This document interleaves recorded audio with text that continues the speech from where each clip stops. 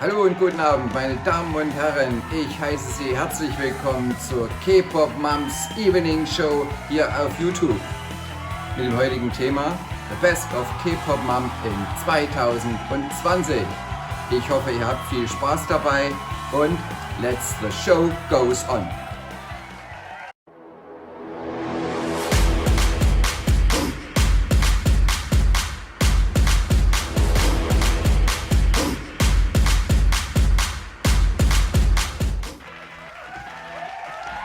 Ja, ich darf also jetzt ganz herzlich begrüßen K-Pop Mom und Aga. Ja, 2020. Tja, was war das für ein völlig verschobenes Jahr? Man kann es eigentlich mit 3 Worten zusammenfassen, wenn man sagt wirklich so, what the fuck? Und kann hinten dran schießen noch, the holy shit. Aber darum geht es heute Abend nicht. Wir wollen jetzt ganz einfach mal Corona komplett beiseite schieben. Wir packen das jetzt einfach mal hier an, stecken das hier links in die Ecke, am besten rein in den Ofen, da kann es verrauchen, weg ist es. Auf jeden Fall für den heutigen Abend haben wir uns das so vorgenommen. Und wie gesagt, die Gäste habe ich schon vorgestellt für unsere Show. Und die Fans haben ja viele Fragen gestellt und die heutige Show soll eigentlich dazu dienen, einen Teil dieser Fragen auch zu beantworten. Genau. Ja, das Projekt K-Pop Mom mit ihrem Channel, es startete ja vor etwa einem Jahr. Wie kamt ihr überhaupt auf die Idee, so etwas zu tun? Was war eigentlich der Grund? Was war eure Intention? Also, wir hatten ja damals angefangen, eigentlich aus Spaß heraus. Das sollte eigentlich wirklich nur, ja, spaßig sein. Ein Video mal. Ein Video, einfach mal um zu schauen, okay, Genau. hey, wie wird das aufgenommen? Vielleicht können wir den Leuten dadurch mehr Freude bringen.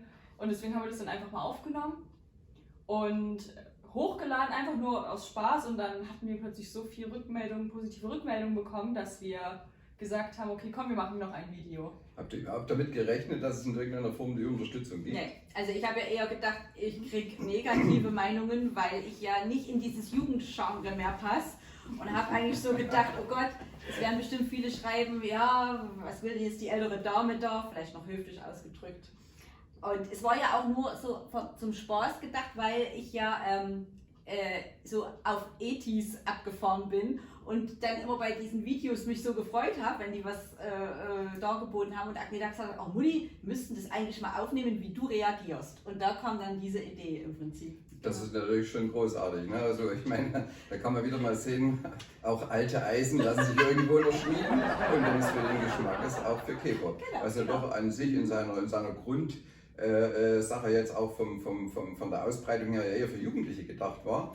Aber wie ich auch schon, ich habe das auch ein kleines bisschen verfolgt und bin ja teilweise auch etwas involviert gewesen in die ganze Geschichte. Es sind ja doch schon auch, ich sag's mal ganz vorsichtig, ältere Semester, die durchaus Fans von K-Pop sein können.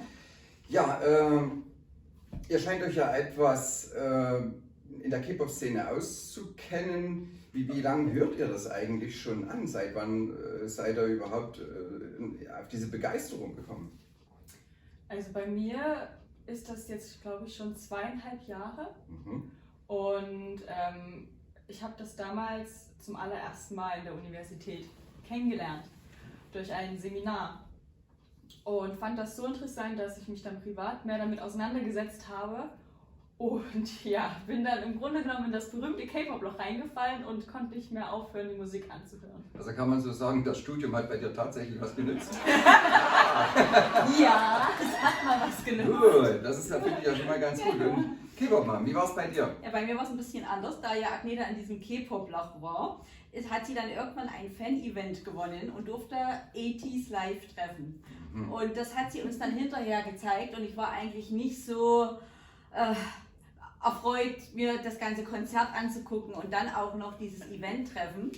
Das Konzert, okay, plätscherte noch so ein bisschen an mir vorbei und dann aber dieses Event treffen, habe ich dann wirklich gemerkt, was das für gut erzogene, tolle junge Männer sind und wo ich dann so gedacht habe, also nee, mit welcher Begeisterung die das machen und diese ganzen Fans da, zu jedem nett, zu jedem höflich und was sie auch so niedergeschrieben haben in das Büchlein und ja, und dann haben sie dann noch performt Say My Name und da war es um mich geschehen. Das hat also dann dein Mutterherz höher schlagen lassen. Wegen der Jungs, Ja. die ja zum Teil deine Söhne sein könnten. Ja, auf wenn ich jeden das so Fall. richtig verstanden Also ich habe das wirklich so als Mutter gesehen. Ne? Und dass mir dann natürlich mehr und mehr dann gefallen hat im Laufe der Zeit, hätte ich zu dem Zeitpunkt nicht gedacht.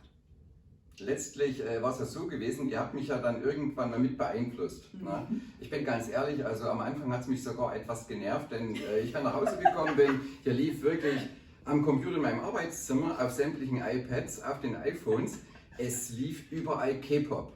Und irgendwann kam mir mal eine Notsituation wohl zustande, ja, und der alte Dad, wie es eben so ist, heute euer Moderator, hat sich dann mal breitschlagen lassen, das also auch mitzumachen. Inwiefern hat euch den K-Pop noch beeinflusst? Gibt es da noch Änderungen, wo ihr sagt, okay, ihr habt jetzt andere Ansichten bekommen oder fühlt ihr euch in bestimmten Ansichten bestätigt? Also ich muss sagen, ich habe eine komplett andere Sichtweise auf diese asiatische Welt bekommen. Ne? Also halt auch, wie die mit ihrer Kultur verbunden sind und dass die das so eins auch verknüpfen. Also die Moderne mit der Tradition, das fasziniert mich immer wieder, wie das auch die Jugend dort eben noch hochhält. Und ich bin auch fasziniert von diesem ganzen, von dieser ganzen Machart des K-Pops, weil da wird so viel Wert drauf gelegt, das bis ins Detail zu planen, darzustellen und erinnert mich so ein bisschen an die Musikszene, ich sah es auch immer wieder in den Videos der 80er Jahre, wo wirklich noch Wert auf Videos gelegt wurde und auf die Machart, dass das halt auch harmoniert. Also die können ja auch super singen. Ja. Ja. Bei mir war es eigentlich auch wirklich so, ich war total begeistert von der Aufmachung, von den Musikvideos, auch vom Musikstil, da sie so viele Stile vermischt haben in einem Lied und wie aufwendig die Musikvideos waren mit den ganzen Choreografien, das kann man teilweise schon gar nicht mehr auch mit diesen Boy- und Girl-Groups aus den 2000er oder so vergleichen. Das ist nochmal ein komplett anderes Niveau. Und das war einfach für mich auch total was Neues gewesen. Das finde ich ja ganz gut. Ne? Und manches spiegelt es ja wirklich auch in den Videos wieder, wenn ich euch richtig verstanden habe. Ne? Wenn man sich jetzt mit dieser K-Pop-Szene so beschäftigt, so wie ihr, kristallisieren sich dann Lieblingsgruppen heraus? Heißen die Gruppen oder Bands oder wie nennt man das? Gruppen. Heißen Gruppen, ja. Und wie sieht es da aus? Was sind eure Favoriten? Ja, also an erster Stelle steht ATEEZ. ATEEZ, Ja. dann ist gefolgt bei mir Stray Kids. Die haben wir jetzt auch so, ne, das Mutterherz. Und dann ist so die gleiche Waage BTS, GOT7, natürlich auch die Girlbands, Girlgroups, Blackpink, Dreamcatcher, oh Gott, es gibt so viel. Also ich finde es eigentlich durch die Bank weg fast alle toll. Und auch die ganzen Rookie-Gruppen jetzt. Ghost9 und ja, was gibt's noch alles? Aga, hilf mir, oh Gott. Treasure, genau. Enhypen. Ja, Enhypen und ja. Also bei mir ist es auch halt ATEEZ, das ist meine absolute Favoritengruppe. Dann natürlich auch GOT7, NCT, eine riesen NCT-Fan. NCT auch noch, Und auch One Us und One Me. So toll. Und ich glaube, ich bräuchte den ganzen Abend, bis ich jetzt alle aufgezählt habe, die ich mag. Es sind wirklich so viele und jede einzelne Gruppe verdient einfach so viel Aufmerksamkeit und Support. Aber ich habe auch so mitbekommen, so in dieser K-Pop-Szene, da hat wohl jeder so einen sogenannten Bias. Also ich glaube, ist das übersetzt ein Lieblingssänger, ne? Oder Lieblingsdarsteller genau, oder so. Ne? Und wie sieht es da aus? Hat man dann in jeder Band seinen Bias oder gibt es einen absoluten Bias, der über alles steht, gottgleich? Also Darf normalerweise ich das mal sagen? Ja, natürlich, Entschuldigung. Also ihr redet wie ein Entenhintern. Ja. Also es ist ja so, man hat meistens seinen Bias, dann gibt es aber noch den sogenannten Ragger und das ist der dann dem Bias immer so ein bisschen Konkurrenz macht und wo man sich manchmal auch nicht so richtig entscheiden kann und wo es dann auch mal so Tage gibt, wo man dann denkt, oh Gott, aber heute finde ich ihn besser als mein Bias, oder dann gibt es sogar welche, die haben 2 Bias oder 3 Bias und 3 und 4 Ragger, weil In einer Band. in einer Band, ja. Also das ist ganz unterschiedlich. Also das ist halt, und manchmal kann man sich auch gar nicht entscheiden. Also mir geht es so bei manchen Bands, wo ich fast alle toll finde und denke, oh Gott. So, weil ich jetzt gerade am Reden bin, sage ich jetzt auch gleich, also ATEEZ ist mein absoluter Bias. Sun und mein Ragger ist Uyong. Und von Stray Kids ist es Ujin und mein Bias ist Ujin und der Ragger ist der Han. Han? Ja, Das wusste ich noch gar nicht. Moment, Blackpink, ist mein Bias. Lisa, dass ich auch die Girlbands mal noch mit sage. Ja, gut. Da habe ich aber keinen Ragger. Also da finde ich Lisa toll und die anderen Mädchen gleich. Mhm. Also den Begriff Ragger kannte ich bis jetzt gar nicht. Ich kenne nur Rocker, aber ich glaube was anderes. Okay. Du wolltest noch was sagen, Angela. Genau, ich muss noch hinzufügen, es gibt natürlich auch einen sogenannten Ultimate Bias. Aha. Ist der ultimative Liebling Aha. von allen deinen Bias. Genau, und mein Bias bei 80s ist zum Beispiel Yossang. Der ist auch mein Ultimate Bias. Aha. Und mein Ragger, die kann ich gar nicht alle aufzählen, aber zurzeit ist es wirklich Hong Jung und dann eigentlich wirklich kommen die ganzen anderen. Also die sind bei mir ab Ragger dann alle auf gleicher Höhe. Mhm. Und bei mir ist dann noch so, ich habe noch One Us als meine Zweitlieblingsgruppe und da ist eigentlich wirklich zurzeit Lido, mein Bias. Mhm. Und dort habe ich, glaube ich, gar keinen Ragger, weil ich alle toll finde. Das sind das also Ragger dann? Genau, das sind dann im Grunde genommen alle Ragger. Also ihr merkt schon, K-Pop Dad hat null Ahnung. Hatte ich am Anfang auch. Aber ich werde immer mal so ein bisschen auf dem Laufenden gehalten, aber ich vergesse das zum großen Teil auch wieder. Na gut, okay. Das sind wir schon zwei. So, okay. Ja, ich merke schon, ihr lebt das ja eigentlich auch richtig. Ne? Aber wie sieht es denn eigentlich? Gut, das ist eines sind die Videos, die ihr Zuschauer zu sehen bekommt. Und das andere ist ja auch das, was passiert hinter den Kulissen. Das eine und andere Video haben wir schon mal hochgeladen. Deswegen, und ich weiß ja auch, dass ihr versucht zu tanzen. Ich sage ganz vorsichtig und bewusst wirklich Versuch. Ja? Man muss ja mal schauen. Also ich habe K-Pop Mom auch mal beobachtet beim Tanzen. Naja. Sag jetzt nichts Falsches. Aber trotzdem, Agathe, du trainierst ja praktisch K-Pop Mom. Genau, ja. Und bist du da sehr streng? Ja, ich bin eine sehr, sehr strenge Lehrerin, das muss ich wirklich sagen. Ich gebe ihr keine Pause zum Atmen. Ja, wir haben da mal ein paar Ausschnitte zusammengefasst. Ihr könnt euch das mal ansehen. Viel Spaß dabei. Haltet eure Aufmerksamkeit fest. Die werden wahrscheinlich doch ganz ordentlich strapaziert werden. Gut.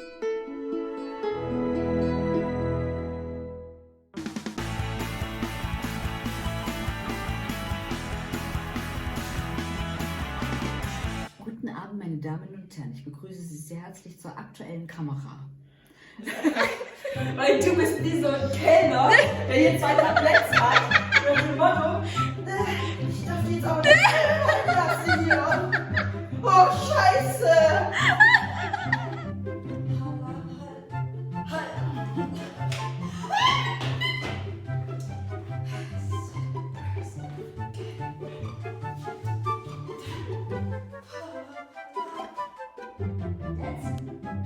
Nee, das kommt jetzt erst!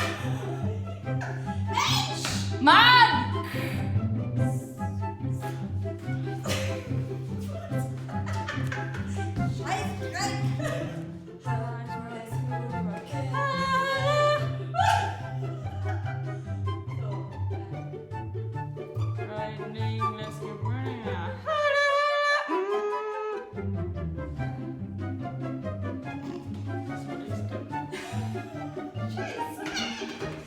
Nur so eine Hände! Du Vogel!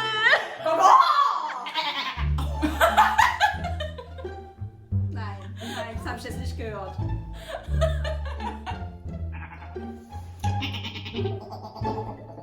So. Mir. Geht's jetzt mal los? 1, 2, 5.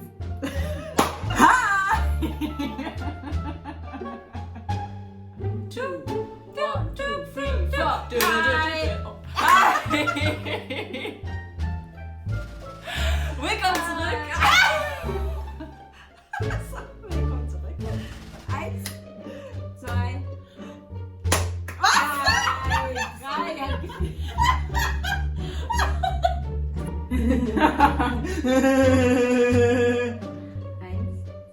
Gummibärchen. Nochmal. Draußen ist der Untergang. Der Untergang, Buddy! Gesundheit. So, verzeiht noch was.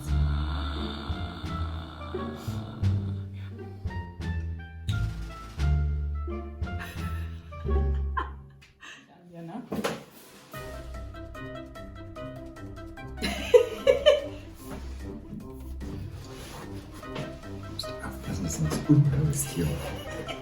Ich finde sie dick. Komm zu mir, mein kleiner Dickbär. Mein kleiner Dickbär. Ernst. Wir dürfen nicht lachen. Es ist nicht lustig. 1. Ich glaube, ich muss gehen. 2. Ich auch. Endlich haben wir das auch mal mit auf Kamera. Oh, dein Ernst?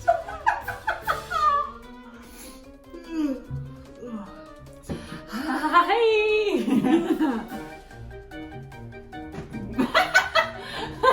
Steffi, da geht's nicht raus, da ist eine Wand. Du kannst nicht fliehen. Du wirst hier nie wieder rauskommen. Nein. Du bist jetzt Part unserer Sekte. Bitte schickt einen mit Hilfesuchtrupp.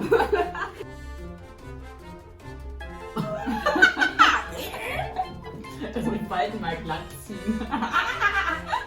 Papa, die ist gemein zu mir.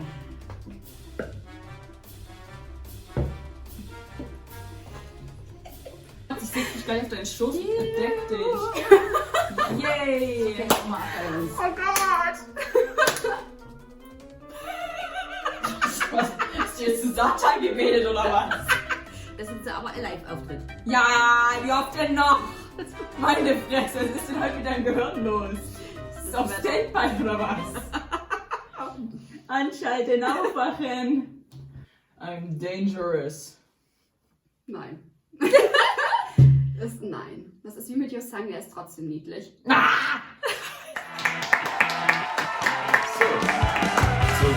Willkommen zurück zum Teil 2 unseres Videos.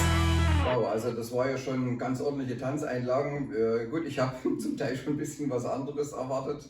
Es war ganz lustig, aber nur gut, das ist halt so jetzt, wie es ist.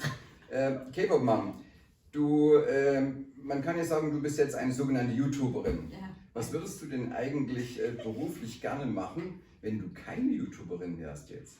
Ja, einmal, wenn ich keine YouTuberin wäre und wenn ich nicht meinen richtigen Beruf hätte, denke ich heute manchmal so Society-Reporterin, so Klatsch und Tratsch über Promis, das wäre schon so, also Das wenn ist ich dein noch mal 30 Jahre jünger wäre, also würde ich auf jeden Fall versuchen, in dieser Schiene so, also ja, das ist so mein Ding. Mich hat schon immer die Promi-Welt ein bisschen interessiert und das, ja. Aha, Ja. das ist ja interessant. Ja. Na gut, aber jetzt hast du ja den K-Pop-Channel. Ja. Finde ich ja eigentlich ganz, ganz amüsant. Gut. K-Pop Dad. Ja.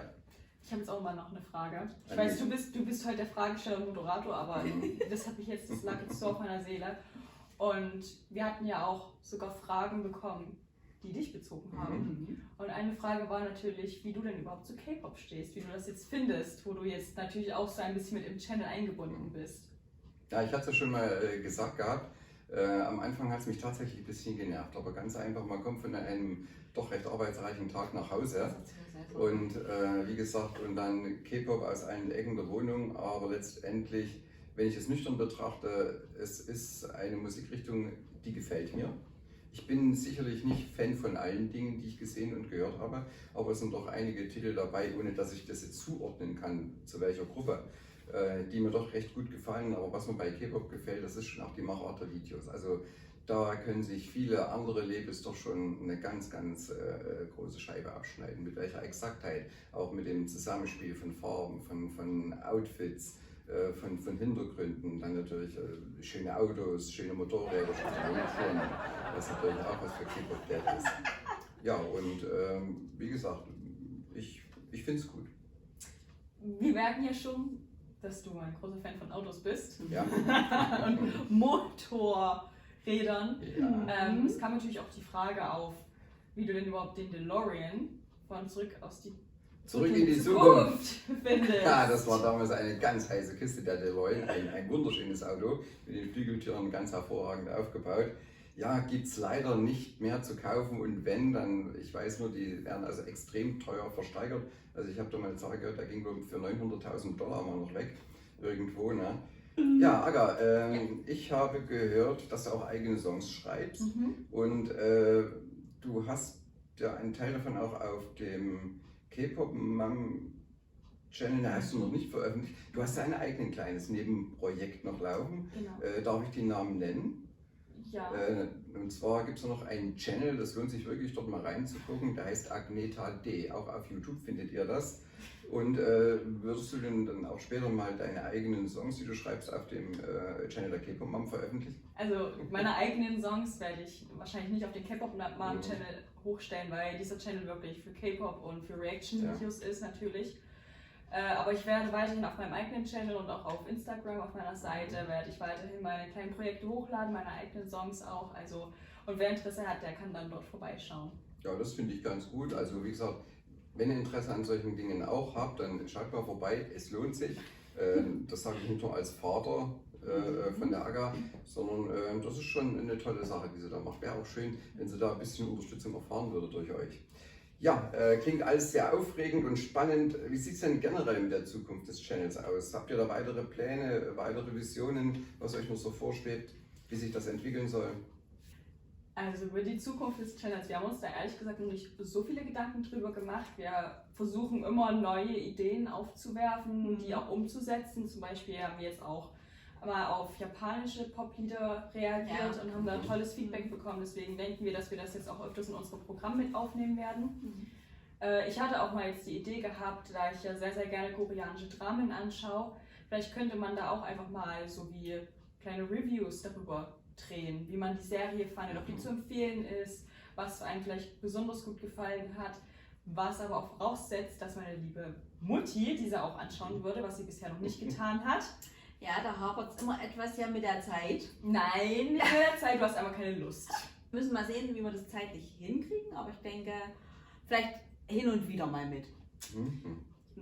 Und ein weiteres Ziel oder Pläne für unseren Channel ist natürlich auch, dass wir weiterhin lustige Videos auch machen können, die vor allem unseren Zuschauern schöne Momente bereiten, weil uns ist wirklich wichtig, dass wir vor allem in diesen schwierigen Zeiten auch mal die Leute zum Lachen bringen können, zum Lächeln, und wir versuchen halt auch wirklich immer ehrlich zu bleiben. Wir möchten hier nichts schauspielern, wir möchten hier auch nicht irgendwelche Skripte schreiben oder so, wir möchten wirklich, dass es vom Herzen kommt und dass es auch bei den Zuschauern dann ankommt. Deswegen haben wir es uns auch wirklich zum Ziel gemacht, also wir gucken uns nie vorher ein Video an, das haben wir noch nie gemacht, und auch wenn uns Leute oft bitten, nochmal irgendwie auf ein Video zu reagieren, wo wir dann schon sagen, kennen wir schon das Lied oder so, dann schreiben wir auch immer ehrlich, dass wir das nicht machen, da wir es halt schon kennen. Genau. Ja, wir haben ja mal auch die Zuschauer gefragt gehabt, welche Momente eigentlich sie überhaupt bis jetzt am besten fanden. Ne? Und wir haben das auch in einem kleinen Video zusammengeschnitten, sozusagen in einem kleinen K-Pop-Drama. Und das spielen wir euch jetzt mal ein. Habt ganz viel Vergnügen dabei.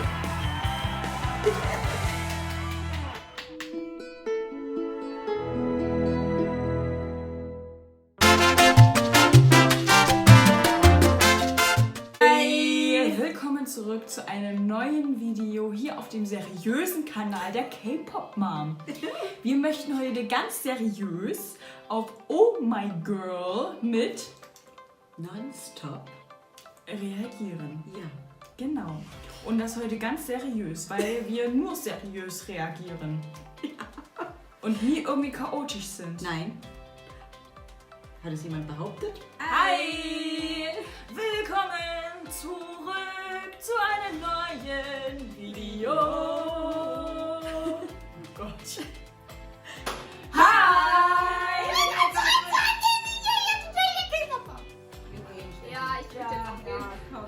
Ja, ich würde jetzt verstehen uns. Hi! Willkommen zurück zu einem neuen Video. Konfetti. Was? Hi! Hallo, willkommen zu einem neuen Video. Ja, ist gut. Beruhige dich. Ja. Hi! Willkommen zurück zu einem neuen Video. What the fuck? Hi! Willkommen Zurück zu einem neuen Video hier bei der K-Pop Mom. Woo! Willkommen zurück zu einem neuen Video. Ich glaube, es sinken die Abonnentenzahlen. Hi! zu einem neuen Video.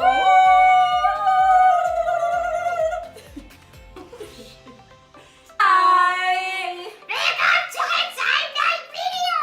Hier auf dem Channel der K-Pop Mom. Ich bin dann mal raus. Fuck this shit, I'm out.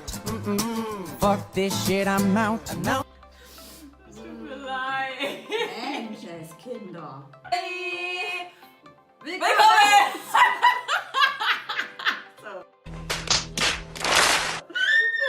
Hi!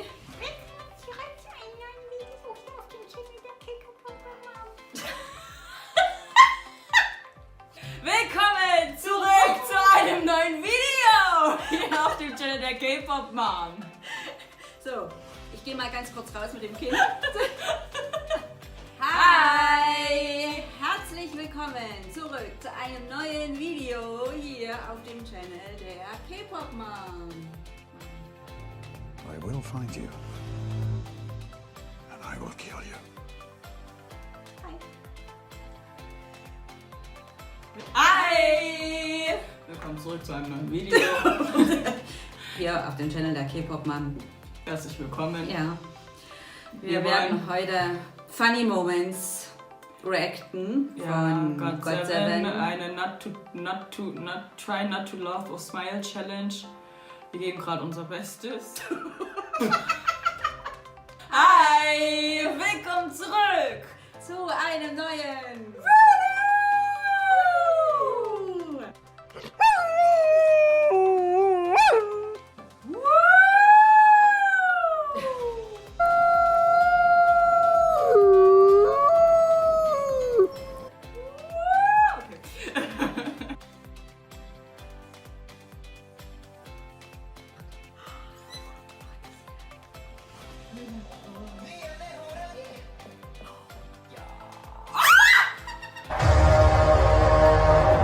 Oh, Avenger! Avengers, come back!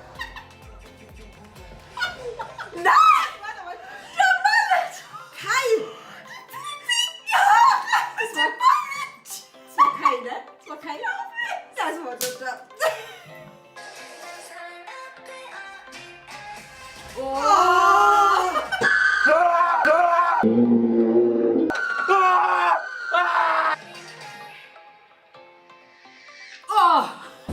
어떤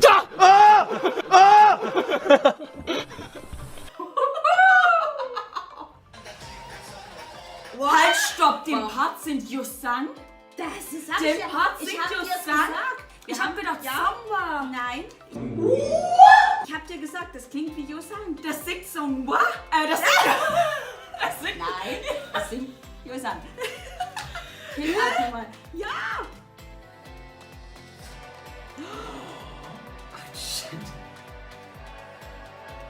Oh mein Gott, wie süß!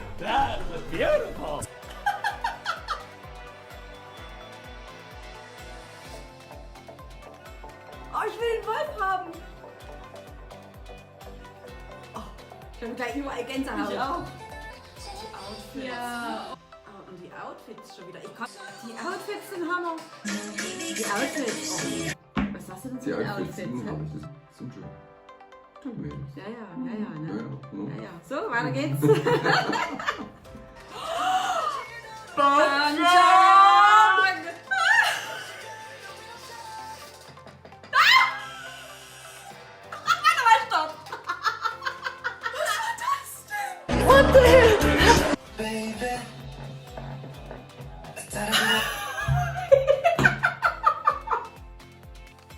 Sicher, dass es ein Musikvideo ist.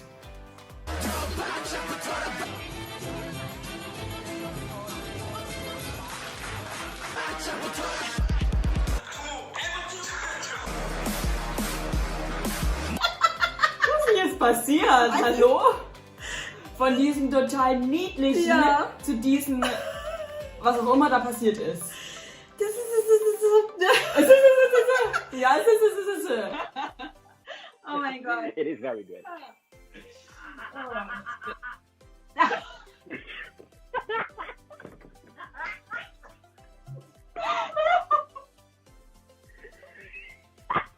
my god. I'm sorry for this. Was war das eigentlich? We are doing a reaction video and suddenly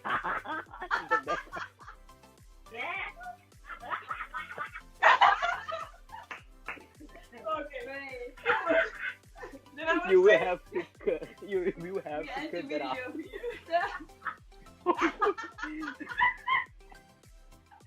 Everybody, I see that K-pop is dying here from Louders, so I'm gonna help them. Subscribe and watch more videos. I don't know if it's gonna be the type here or here. Subscribe, like, thumbs up, and watch more videos.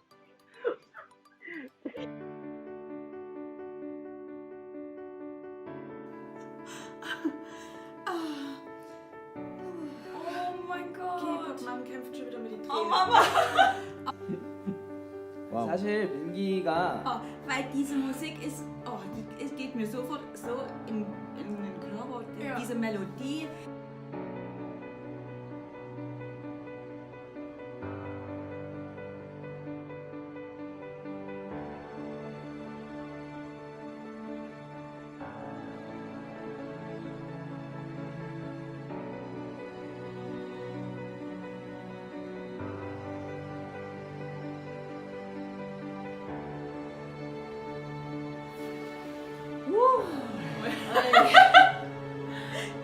Da hat die Frau Musikwissenschaftlerin weggebügelt.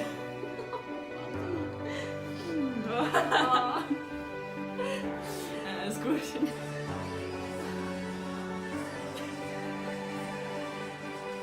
Das ist eine Uhr. Das ist eine Uhr. Da ist eine Uhr drin.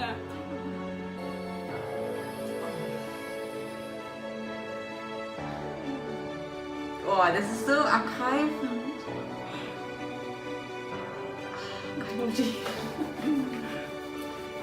Alles gut. Alles gut.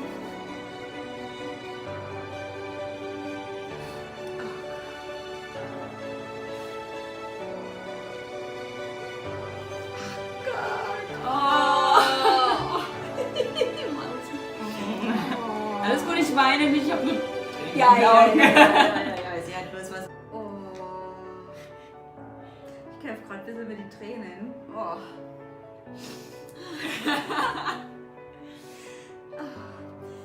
Oh, Mist.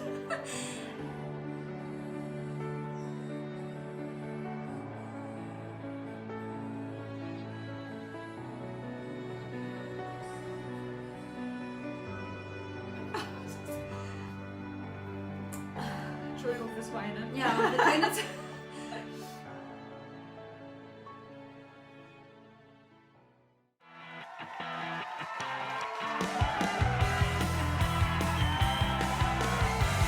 Ja, da wird mir richtig emotional, also wirklich im positiven Sinn. Also ich habe herzlich gelacht. Ich habe ja viele dieser Szenen ja auch live erlebt. Aber es waren wirklich so viele tolle Momente. Man hat richtig gemerkt, ihr habt einen Heidenspaß bei der ganzen Sache. Und ich kann eins bestätigen, so wie sie in den Videos sind, so ist es wirklich im wahren Leben bei uns. Also wir haben wirklich einen Heidenspaß hier mit in unserer Familie. Und kann man auch so sagen, ne? Familie ist uns heilig. Ja. Ne? Ja, hoffentlich können wir im nächsten Jahr noch mehr solche Momente sammeln.